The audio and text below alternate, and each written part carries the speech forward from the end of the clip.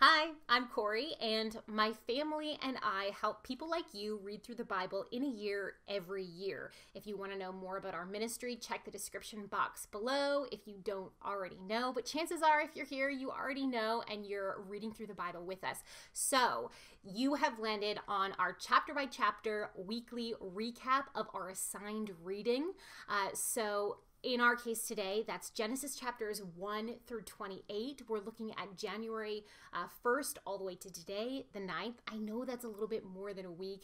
These videos are going to be released every Saturday, but last weekend I really wanted to focus on, finishing off 2020 strong and keeping it as a nice, neat package so that we could move on to 2021 and have this a nice, fresh start. So this video is a little bit longer than it's typically going to be, but if you've fallen behind, I'm here for you. I'm going to get you caught up so that you can just keep reading with us on the assigned reading for tomorrow. And if you're just here looking for a recap, looking for a pop quiz, I'm here for you too. See if you remember as we go through what each chapter of Genesis is talking about. All right, so without further ado, Genesis chapter 1. You gotta love this because the very beginning of the Bible takes us right back to the very beginning of our universe as we know and love it. So, Genesis chapter 1 starts with that very famous phrase, "In the beginning, God created the heavens and the earth." And we're gonna go through this day cycle that the Bible has for us. So, Genesis chapter 1, the very first day, God creates, let there be light, right? And the Bible says that God separates darkness from the light. He calls the light daytime. He calls the darkness nighttime. So you've got this very rudimentary light and darkness, day and night system of time. So that's the first day. Now on the second day, it said that God creates the sky. This is also rendered as vault or firmament in some translations. In day 3, God is said to gather the water on the earth into seas and allow dry land or ground to appear. And vegetation begins to grow on that dry ground. That's all on day 3. Now on day 4, things begin to be put into the creation. This is just how I remember it. It's almost as if God, you can think of it like you were making a terrarium. You have to make sure there's a source of light and therefore warmth. You have to make sure there's adequate air. You need to make sure that there's ground and plants and a water source, right, for this enclosed system. And now the system is ready to be filled with life. So we've got on day 4, we've got the sun, moon, and stars, and presumably planets. On day 5, God fills the sea with aquatic life and marine life, and he creates the birds to fly through the sky. So those two spheres of creation are filled with life. Now on day 6, we have basically the main event. First, we've got animals and insects and all the creatures that live on the earth that are created. But then we get a very focused and, crescendo of creation, which is man made in the image of God. And the Bible's really specific to say that male and female are made in the image of God. So that's really nice. There's no battle of the sexes here in Genesis chapter 1. We are both image bearers of God, whether you're male or female. So that's really nice, especially speaking to today's climate where it's always so divisive, it seems. Now, God gives a mandate, a blessing to mankind to be fruitful, to multiply and fill the earth and rule over everything that's going on. And this is not a negative, there's no negative connotation here in Genesis that this is some sort of, overlordship, some sort of suppression of nature and, this fight with nature. That's not what this is. Mankind is made in the image of God to rule. So as God is the source of morality, as God is love, as God is justice and righteousness, so mankind is supposed to rule in morality and love and justice and righteousness. He's supposed to take care of earth and keep it from evil, just as God, keeps us from evil and delivers us from evil when we fall into it. Anyway, the 7th day is not spoken of until chapter 2, so let's move there. Chapter 2, on the 7th day, God was finished creating everything, so he rested and inaugurated the Sabbath, or the 7-day work week, 6 days of work and 1 day of rest. He's said to have made that 7th day holy, meaning set apart for a different purpose. All right, so then chapter 2 launches back into a more focused creation account. So we have God planting a garden in Eden, creating man, Adam, specifically the male part of mankind, from the ground, and putting him in the garden and giving him the rules. And then he brings the animals to Adam for Adam to name. And this is apparently a depressing exercise for Adam, because he realizes that he does not have an equal in the animal kingdom. And so then we have this creation of Eve from the body of Adam. Chapter 3 is not so nice. This is where the story starts to turn. It goes really fast in Genesis. Enter the serpent who, tells some lies, some deception to Eve. And Eve chooses to disobey God, his rule to not eat from the tree of the knowledge of good and evil. She chooses this even though she knows it's against God's word. And then surprisingly, Adam follows her in that sin, even though, he knows the rules too. God ends up confronting Adam and Eve and doles out consequences. The serpent is actually cursed, and there's that first messianic prophecy given in Genesis 3, verse 15. And the woman is given the consequence of really painful childbirth and a messed up relationship with her husband. And Adam, because of Adam, the ground is said to be cursed. And now Adam's struggle is going to be in providing and in trying to have success in life. God then makes skin clothes for Adam and Eve. I forgot to mention, but most people know they have been naked up until this point when they sinned, and then they tried to cover themselves. And God here makes leather clothing for them and banishes Adam and Eve from the Garden of Eden. Genesis chapter 4, we've got the first childbirth. It appears to possibly be twins. We've got Cain and Abel being born here. We've got, Abel grows up to be a shepherd, a keeper of the sheep, and Cain grows up to be a farmer. They bring sacrifices to God. So this is not explained, but apparently there's a system of sacrifices and offerings that's already going on to God. Cain's offering is not accepted. Abel's offering is accepted. Cain gets jealous and ends up murdering he gets jealous and angry, ends up murdering Abel. God confronts Cain. It's interesting to see God's punishment of the first murderer, which is a rejection of his purpose. He's banned from the ground, essentially. He's a farmer, and he can no longer farm. If he tries to farm, it's not going to work for him. And Cain ends up establishing the city of Enoch. And then we get the story, a few stories from the descendants of Cain, which are not nice. Okay, chapter 5. We have the genealogy from Adam to Noah. Some interesting highlights would be Enoch, who walked with God and was not. Very interesting. Methuselah, who has the oldest recorded age in Genesis, which was 969. And then, of course, Noah, who doesn't have his sons, Shem, Ham, and Japheth, until he's 500. So there's a system of ages here that is nothing like we know today. Now, in chapter 6, we're told about the Nephilim, which is really disturbing, where the sons of God, who appear to be angels, somehow mate with women and create these very weird children, these men of renown.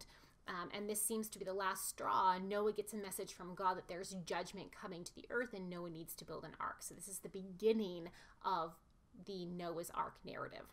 Chapter 7, we have Noah going into the ark. We have God's command to take animals into the ark to save them. Genesis chapter 8 is a continuation of the flood narrative, except now the waters begin to recede on earth. The flood was 150 days altogether where Noah was in the ark. The ark lands on the mountains of Ararat. God promises never to curse the ground or destroy all living things like that ever again. That brings us to Genesis chapter 9, where there is another blessing. God says to Noah and his family, his 3 sons and their 3 wives, be fruitful and multiply and fill the earth. Of course, there's different stipulations now on this, which are interesting to look. If you don't remember, go back to Genesis 9. And then the rainbow is given as a sign of a covenant, not just with mankind, but with animals as well. That every time there's a rainbow in the sky, God will remember that he promised not to flood the earth or not to destroy all living creatures in that manner again. We also have this really disturbing incident tucked in here to the end of chapter 9, where Noah plants a vineyard and gets drunk, and something weird happens with his son Ham and his son Canaan. All the commentaries say it was probably something sexual by the language. It's not really nice. And Canaan, Noah's grandson, ends up being cursed by Noah. Chapter 10 gives us the Table of Nations, which is basically the descendants of Shem, Ham, and Japheth, and where they went on the earth and what they did.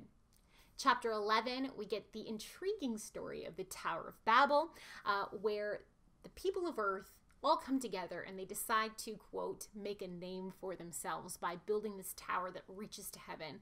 And of course, God comes down, he confuses their language and causes them to scatter out on the earth. And then we have the account of, or a record of Shem's line all the way down to Abram in Ur. Now, in chapter 12, what's really interesting is that we have God calling Abram out of Ur and promising to Abram that he's going to make him a great nation and make his name great.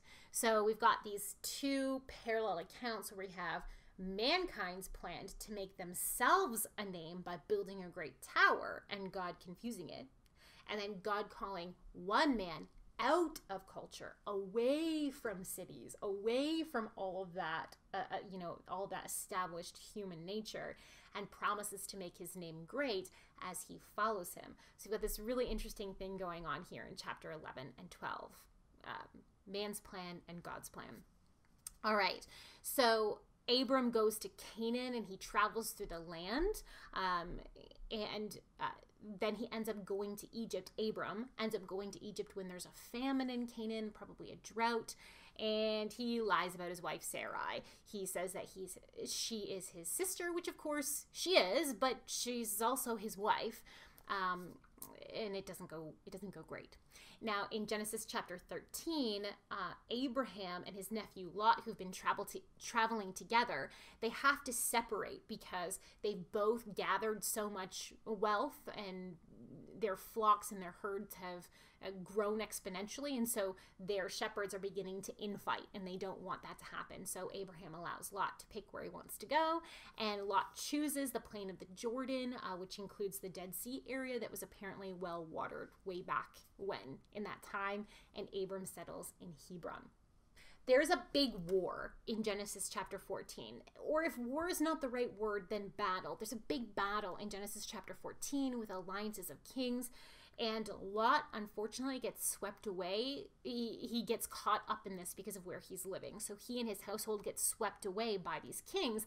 And Abraham, much to our surprise, I shouldn't call him Abraham yet, he's still Abram, goes into battle to rescue him. And we learn that Abram has 318 trained fighting men in his household, and he leads them into battle to rescue Lot. And he rescues Lot and all the kings and possessions successfully. Now, here is where there is a very interesting account. Melchizedek, who is called the King of Salem and priest of the Most High God, no relation to Abram that we know of, comes out, and Abram tithes. He gives 10% to Melchizedek. Now, why Melchizedek is interesting is because he's mentioned in Psalm 110, where there's this prophecy of there's going to be a priest in the line or in the order of Melchizedek. And of course, in the New Testament, Hebrews chapters 5 through 7 relate Jesus, to Melchizedek. Not that Jesus was Melchizedek, but that Jesus is a priest in the line of Melchizedek, meaning that Melchizedek didn't have a right to be a priest of Israel. He wasn't a Levite. He wasn't even an Israelite. Israel wasn't around yet. So his priesthood didn't come from his lineage. It came as a calling from God. So did Jesus's. Jesus was from the tribe of Judah, not from the tribe of Levi. He was from the line of kings, not from the line of priests. And yet he is a king and a priest at the same time, just like Melchizedek. So there's that interesting New Testament connection as well. In chapter 14, Abraham is also very sure to return all of the goods that he got in that battle, in that warfare, back to the king of Sodom. He doesn't want Sodom's goods. He doesn't want people to claim that, you know, he became great because of Sodom, because of warfare. He wants to become great because of God. Genesis chapter 15, God makes a covenant with Abraham and promises Abraham a son, or Abram a son. And this is where we get that line, Abram believed God, and it was credited to him as righteousness. This isn't an action here. This is a belief. He believed God, and it was credited to him as righteousness. In the New Testament, the Apostle Paul will talk a lot about this. Now, God promises him the land of Canaan, that he will inherit this land of Canaan. This is why it becomes the promised land of Exodus.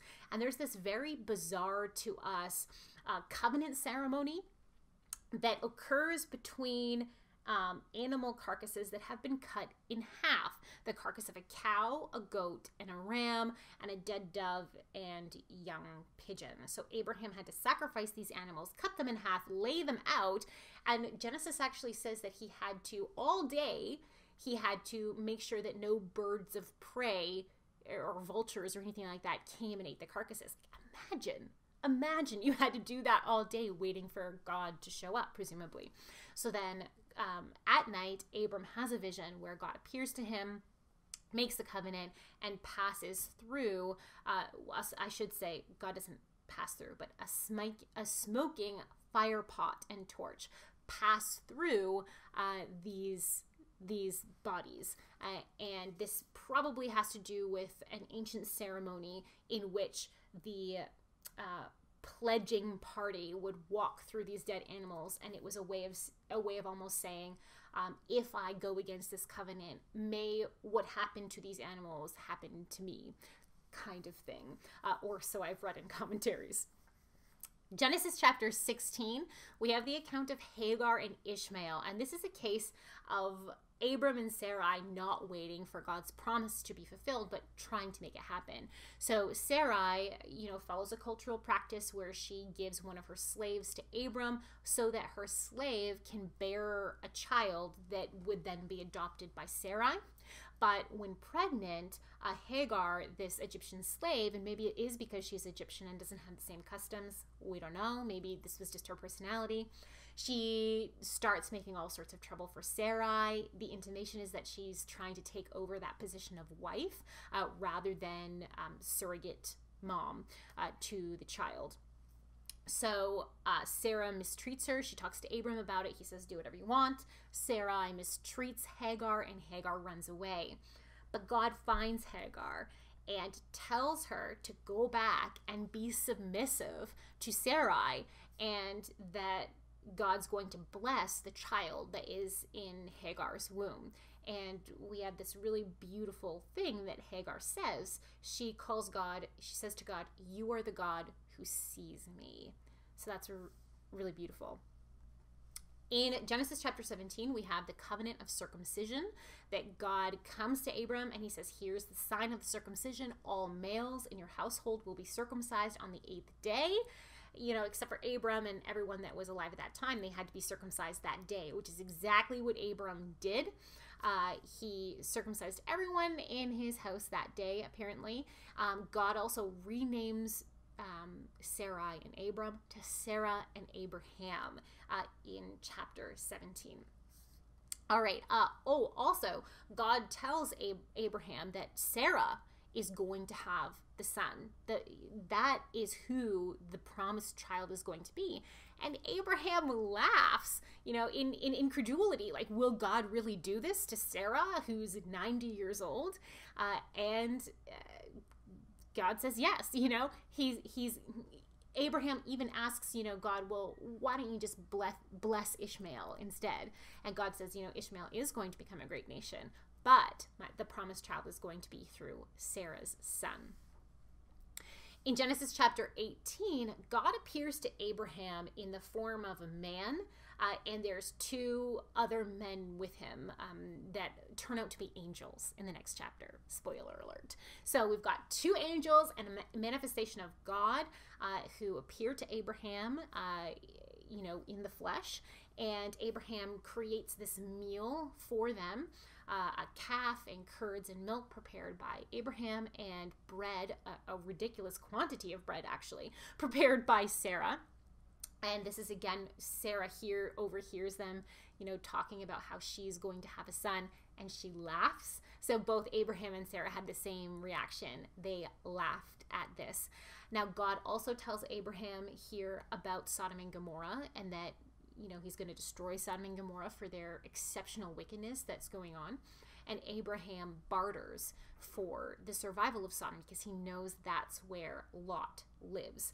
He gets it down to 10. If there's 10 righteous people in the city, then spare the city.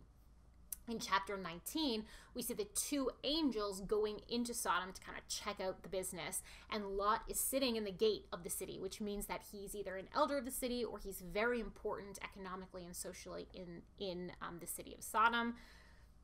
This whole event does not go well, and the angels end up pulling Lot and his family, his two daughters and his wife, out of the city as God is going to destroy the city. You know the story. The wife looks back. It's turned into a pillar of salt. Whatever that means, I'd really like to know what that looked like. And when Abraham wakes up in the morning, he goes to the place where he was speaking with God about Sodom and Gomorrah, and he sees smoke rising from the plain. So he knows that there wasn't even 10 righteous in the city of Sodom. At the end of 19, we have another weird sexual experience brought on by drunkenness between Lot and his daughters that end up creating the nations of Moab and Ammon. It's not nice, but it's in there. Genesis chapter 20. Abraham lies again about Sarah. About being Sarah, don't say that you're my wife, say that you're my sister. And this is Abimelech, king of Gerar. Abimelech actually takes Sarah into his household, going to make her another wife. But God comes to Abimelech in a dream and tells him the truth. God calls Abraham a prophet, and Abimelech ends up giving gifts to Abraham to try to make recompense for this. He hasn't done anything to Sarah. They haven't consummated their marriage or anything like that. But he's quite upset with Abraham. And Abimelech then makes reparations with Sarah. He gives her 1,000 shekels of silver to kind of vindicate her. So there's that in Genesis chapter 20. In Genesis chapter 21, we learn about Isaac's conception and birth, and of course how Sarah names Isaac because that means laughter, and both she and Abraham laughed. Hagar and Ishmael end up getting sent away again. Ishmael's 13, I believe, at this point. Gets sent away because Ishmael is making fun of Isaac, and perhaps it was more bullying, unsure here. God rescues Ishmael and Hagar again, brings them to a well. And then there is a peace treaty that happens between Abimelech, king of Gerar, and Abraham. Genesis chapter 22, God tests Abraham by asking him to sacrifice Isaac, the promised son. Of course, God stops the sacrifice and provides an animal to sacrifice instead. No, God does not condone child sacrifice. We learn that here. We learn that later in the scriptures as well. Genesis chapter 23 records the death of Sarah at age 127. And this prompts Abraham to buy the first piece of the land of Canaan, the cave of Machpelah, which becomes a burial cave. It is still a venerated site today, which is very interesting. I have done a piece on that on the show, so watch out for that. Genesis chapter 24, we're almost there, I promise. If you're still with me, kudos. Props to you for making it this far in the video. I know it's a lot with just me talking, but Genesis chapter 24. Do you remember what happens after Sarah dies? Isaac and Rebecca. This is the Isaac and Rebecca love story, if you will. Abraham sends a servant to go back to his family, back in Haran, and find a wife for Isaac. The servant sets up this elaborate test for the woman and prays to God that the right woman would come along and fulfill this test, and Rebecca does. And she ends up agreeing against the odds to go and marry Isaac. And they get married and they stay monogamous, and it's the closest thing to a modern love story that we're probably going to get in Genesis. And we don't know much about it. Genesis chapter 25, we learn about the death of Abraham. We also learn that Abraham took another wife after Sarah died. I mean, the man was very old, so interesting.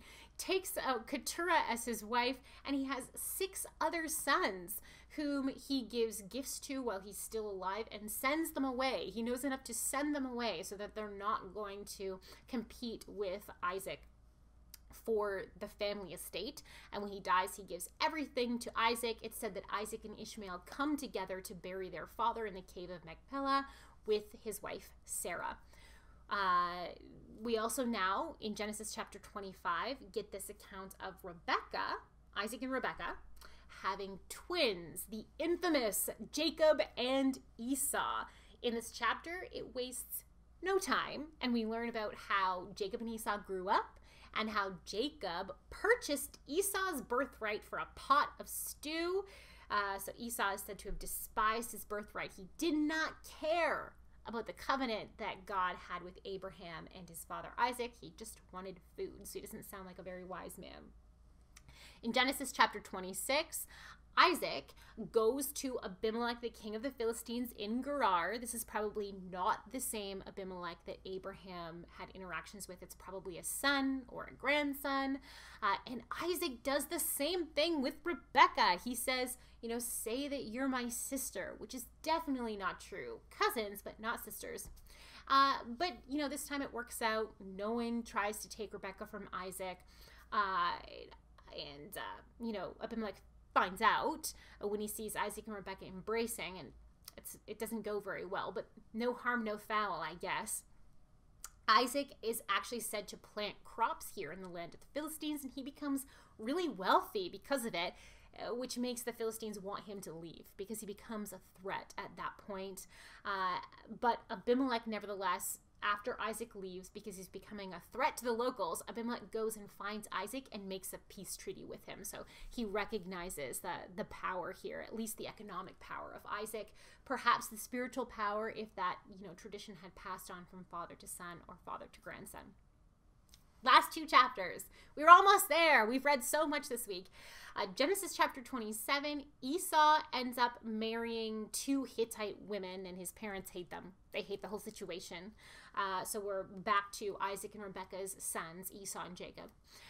Isaac is about to die, or he's getting really old at least, and he wants to, the birthright's already gone to Jacob, but he wants to still impart a firstborn blessing to Esau, spiritual blessing. But Jacob steals that too, with the help of his mother, Rebecca. And Isaac ends up passing on this blessing of Abraham to Jacob. That whole, I will bless those who bless you and curse those who curse you. You read that in verse 29. Esau's furious. He still gets a blessing, but not the one that he wanted. So Jacob ends up going to Haran for fear that his brother is going to kill him. And Rebecca even says to him, don't come back until I send word to you that Esau's calmed down. In Genesis chapter 28, Isaac comes around and he blesses Jacob for his journey and tells him, please, son, marry someone from our family. Don't marry a Canaanite or a Hittite or anything like that. Go back and marry someone from our extended family. This bugs Esau, so he realizes all of a sudden, oh, my parents didn't want me, don't like the fact that I married 2 Hittite women or 2 Canaanite women. So then he takes another wife, this time from one of Ishmael's daughters. At the very end of Genesis chapter 28, something really interesting happens. Do you remember what it is? Do you remember? Last chance? Okay, so Jacob is traveling to Haran, and he spends the night, and he dreams that there's this staircase coming down from heaven, and there's angels ascending and descending on the staircase. So he names the place Bethel, which means house of God, and he makes a promise to God that if God will bring him back to the land safely from his trip in Haran, that he will build a sanctuary, or a place of worship, an altar to God here at Bethel. Okay, we did it. Genesis chapter 1 through 28 recapped in one video. My goodness. Thank you for sitting here and watching this video. Thank you for reading the Bible along with us. I'm really excited to keep on going. So I will see you next week for another recap. Happy reading.